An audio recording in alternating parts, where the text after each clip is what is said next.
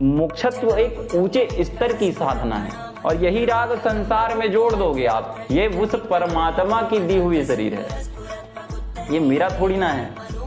ये हमारे जीवन में सर्वश्रेष्ठ सुख प्रदान करने वाली सीढ़ियां हैं।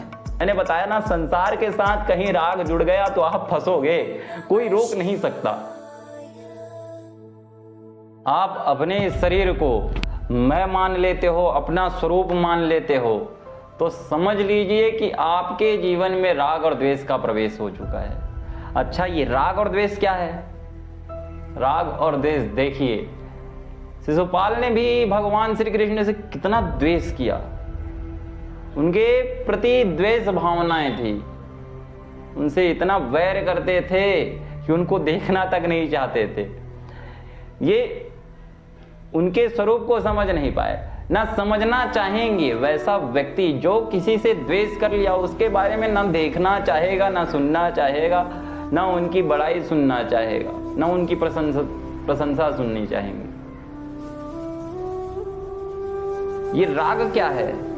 राग देखो, गोपियों ने कैसे परमात्मा श्री कृष्ण से इतना प्रेम किया, इतना प्रेम किया, इतना राग था। और यही राग संसार में जोड़ दोगे आप।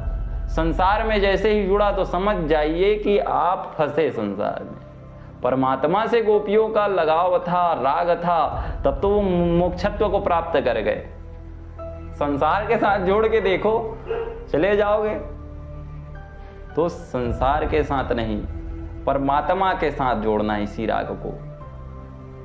ये राग द्वेष के होने मात्र से, सांसारिक राग द्वेष को होने मात्र से हमारे जीवन में जो दैवीय संपत्ति जो है ना, वो स्वतः ही लुप्त होती चली जाती। अच्छा, ये कौन सी वाला है दैवी संपत्ति? क्या है ये? ये है हमारे जीवन में सत्यता, अहिंसा, धैर्य, क्षमा, दया।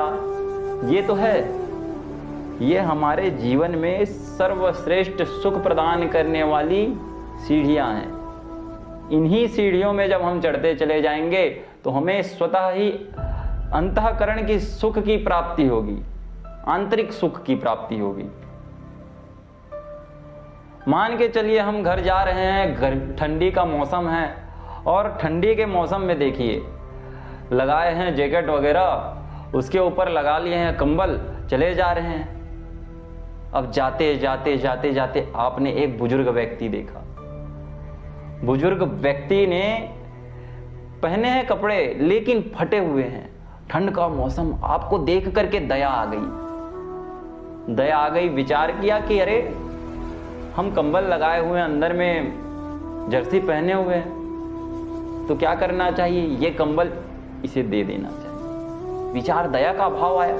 आपको पता है कि घर में 2-4 रखे हुए हैं, और तो इसे दे देना चाहिए। जैसे ही आप ओढ़ा करके चले गए, घर में जाकर के सोने लगे, और सोने लगे, उस समय आपको पूरे दिन में जितना भी कार्य क्यों ना किया हो,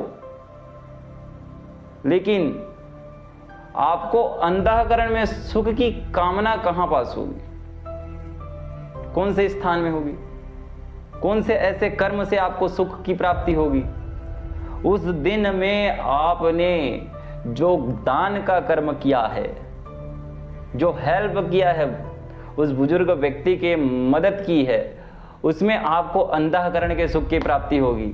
ये है असली सुख, असली सुख। और ये राग द्वेष के होने मात्र से ही हमारे ये दैवीय संपत्ति जो है ना, वो लुप्त होती चली जाती है। और राग द्वेष जब तक रहेगा तब तक हम विषय कामना में फंसे रहेंगे, विषय आसक्ति में फंसे रहेंगे। और ये विषय आसक्ति जब तक हमारे जीवन में है, तब तक ना हम कोई अच्छा कर्म कर पाएंगे, हम पापाचरण में लीन रहेंगे। जो काम नहीं करना है, निषिद्ध कर्म है, वही कर्म हम करेंगे। ये स्वतः ही आपके जीवन में अहंता का भाव है, तो ये रहेगा, स्वाभाविक सी बात है। लेकिन आपने मैं को त्याग दिया। आपने सोचा, भाई कंबल देते वक्त आपने क्या सोचा? आपने सोचा कि भाई मैं ये कंबल दे दूंगा तो देने मात्र से ही आप प्रसन्नता को प्राप्त हो जाएंगे। लेकिन कंबल क्यों दोगे? क्योंकि आपको पता है घर में रखा हुआ है 2-4 और कंबल, इसे दे दूंगा, क्या पता मैं इसका भोग ही ना कर पाऊं। घर में 2-4 कंबल रखे हैं, उसका भी भोग ना कर पाऊं। ये तो क्योंकि शरीर हमारा थोड़ी ना है ना, हमारा थोड़ी ना दिया हुआ शरीर है, ये उस परमात्मा की दी हुई शरीर है, ये मेरा थोड़ी ना है भाई। वो चाहे तो अभी जाते जाते क्षण भर में ये शरीर ही ले ले, जाते जाते मैं ही चला जाऊं, तो क्या कंबल ले जा पाऊंगा? नहीं। तो भाई इस कंबल का भी सदुपयोग हो जाए। और घर में तो और 2-4 रखे हुए हैं, लेकिन वही उसी जगह व्यक्ति अगर दूसरे कर्मों में फंसा हुआ है, ये विषय वासनाओं में फंसा हुआ है, विषय कामनाओं में फंसा हुआ है, विषय आसक्ति में लीन है, तो वैसा व्यक्ति ये कभी भी विचार ही नहीं करेगा कि मैं इसे दान कर दूं। देखेगा भले, लगेगा कि ये पड़ा हुआ है, लेकिन वो विचार ही नहीं कर पाएगा, वो दया का भाव जागृत ही नहीं होगा, क्योंकि उसमें मैं का भाव है ना, अहमता का भाव, उसने अपना स्वरूप मान लिया है इसे। और राग द्वेष के होने के कारण से कंबल के साथ इतना राग जुड़ा हुआ है। मैंने बताया ना, संसार के साथ कहीं राग जुड़ गया तो आप फंसोगे, कोई रोक नहीं सकता। परमात्मा के साथ गोपियों का राग जुड़ा था तो मोक्षत्व को प्राप्त हुआ। अच्छा, द्वेष भी उसी प्रकार से है, परमात्मा के साथ जुड़ा द्वेष शिशुपाल का तो कल्याण हो गया, लेकिन वही द्वेष किनके साथ जुड़ा हुआ है? वही द्वेष संसार के साथ अगर जुड़ा है तो आप फंसोगे, रोक नहीं पाएंगे, कोई रोक नहीं पाएगा। भाई आपको मोक्षत्व चाहिए, मोक्षत्व ये एक अलग स्तर की साधना है। पहले सीढ़ियों को तो चढ़ना प्रारंभ करो, अंतःकरण की सुख की प्राप्ति होगी, शांति की प्राप्ति होगी। आप सीढ़ियां चढ़ते जाओ, आपका एक एक दिन मजबूत होना चाहिए, आप एक एक दिन मजबूत करते चले जाओ, आपका मोक्षत्व तय है, निश्चित है। आप कर्म ही नहीं कर रहे हो उस लायक, आप तो कहां। वो मोक्षत्व एक ऊंचे स्तर की साधना है, ऊंचे स्तर की। उसे प्राप्त करने के लिए आपको यही सब सीढ़ियों में चढ़ना होगा। तो सीढ़ियां चढ़नी होंगी भाई, धीरे धीरे धीरे धीरे क्रमबद्ध करके चढ़ना है।